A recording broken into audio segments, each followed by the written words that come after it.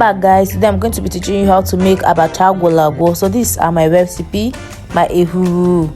That is one of the most important recipe. That's it there. I've already grounded it. And my ogiri, and my abacha, and my dried fish. You can use any dried fish of your choice.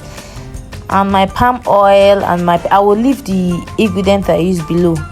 So I'm going to put cold water in my abacha to soak for 5 minutes until it gets soft. But while it's getting soft, I'm going to place my dried pot onto fire and put in some palm oil. And you also need, you soak your akawu. So the water I got from the akawu, that was what I poured. That is potash. That's what I added in the oil to thicken the oil. So I will mix, I will turn until the oil gets thick.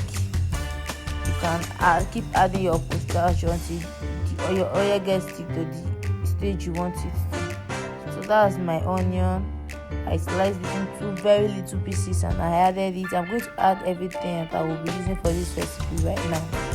So I'm going to add my ingredients consisting of my pepper, my maggi, my salt, and my Ewuru, and yes, my nutmeg, of course. I'm going to add my smoked fish and turn. You keep turning this. My gas is on low heat, very low heat. Reduce it to the last.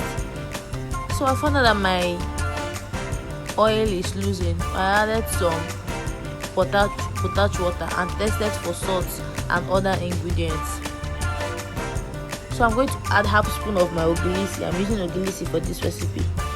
I will add half of the ogiri because I'm not making much abacha. So it's now time for me to put the main thing. The main is my abacha. So I'm going to add my abacha and stir and cover the pot for 1 to 2 minutes, and my abacha is ready.